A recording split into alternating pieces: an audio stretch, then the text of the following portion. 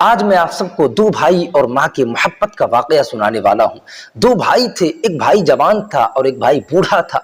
दोनों अलग अलग शहर में रहते थे और बूढ़ा भाई जो था वही अपने बूढ़ी माँ की खिदमत किया करता था। बड़ी शिद्दत से, बड़ी मोहब्बत से अपनी माँ की खिदमत करता था। हालांकि खुद भी बूढ़ा हो चुका था, लेकिन अपनी बूढ़ी माँ की खिदमत में किसी तरह की कोई कमी नहीं आने देता था।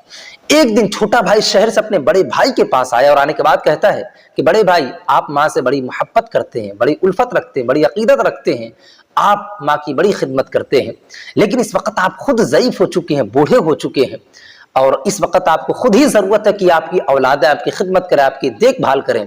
इसलिए मैं अपनी बूढ़ी माँ को लेने आया हूँ, अब मुझे माँ को दे दे, मैं अपने घर पे ले जाना चाहता हूँ, मैं खिदमत करूँगा।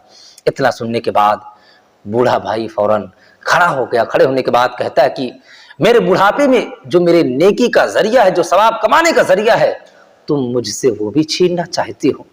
फिर छोटे भाई ने कहा कि बड़े भाई, आप माँ से मोहब्बत रखते हैं ठीक है, लेकिन आप बूढ़े हो चुके हैं, अब आपसे खिदमत माँ की नहीं हो पाएगी, अब मुझे दे दें। बड़े भाई ने कहा कि अब तक तो मैं करते खिदमत चला आ रहा हूं, मैंने माँ की खिदमत में कोई कमी अब तक नहीं किया, आगे भी इंशाअल्लाह मैं माँ की खिदमत में कोई कमी नहीं आने दूंगा, आप मुझसे मेरी बूढ़ी माँ को ना छीनो।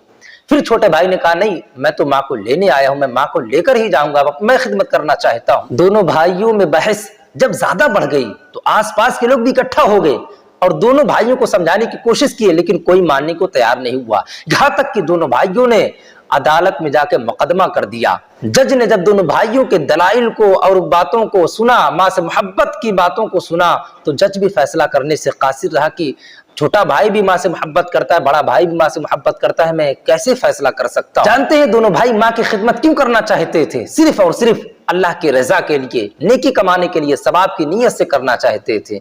माँ के पास ना दौलत थी, ना कोई ज्यादा जायदाद थी, ना जमीन थी, ना ही उसके पास बैंक बैलेंस था, ना ही उसके पास सोने चांदी थी कि उसके मरने के बाद औलादों को उसकी दौलत मिल जाएगी। नहीं, कुछ भी नहीं था माँ के पास, सिर्फ और सिर्फ वो एक माँ थी, उसके पास कोई दौलत नहीं थी। दोनों बेटे अल्लाह की रजा के लिए खिदमत करना चाहते थे। जज बहुत ज्यादा परेशान हुआ तो जज ने कहा कि अब दोनों भाइयों के ज़ईफ माँ को अदालत में पेश किया जाए। जब दोनों भाइयों के माँ को व्हील चेयर पर अदालत में पेश किया गया तो अदालत खचाखच भरी हुई थी। जज ने उस ज़ईफ माँ से कहा कि मैं माजरत चाहता हूं, मैं चाहता हूं कि तुम खुद ही फैसला करो, चूंकि मैं फैसला नहीं कर पा रहा हूं। तो ज़ईफ माँ ने कहा कि मैं कैसे कह सकती हूँ कि मैं बड़े बेटे के पास सिर्फ रहूंगी, मेरा छोटा बेटा भी मुझसे बड़ी मोहब्बत करता, बड़ी अकीदत रखता है। जज साहब, फैसला आप ही करें। इतना सुनने के बाद जज साहब को फैसला तो करना ही था।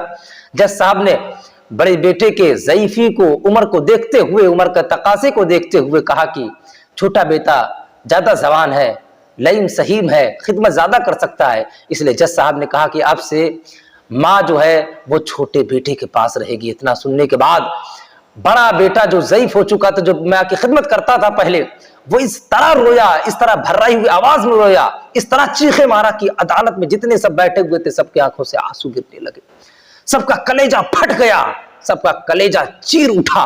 उसने कहा कि हाय मेरा बुढ़ापा, मेरी बुढ़ापे की वजह से आज मेरी माँ मुझसे छिन गई। काश आज अगर मैं बूढ़ा ना हुआ होता तो मेरी माँ मेरे पास ही रहती, मैं ही अपनी माँ की खिदमत करता। रसूलुल्लाह सल्लल्लाहु अलैहि वसल्लम ने फरमाया कि माँ के कदमों के नीचे जन्नत है, अगर माँ की खिदमत करोगे तो जन्नत हासिल कर लोगे, और अगर माँ को तकलीफ दोगे, सताओगे, तो जहन्नम की ईंधन बना दिए जाओगे।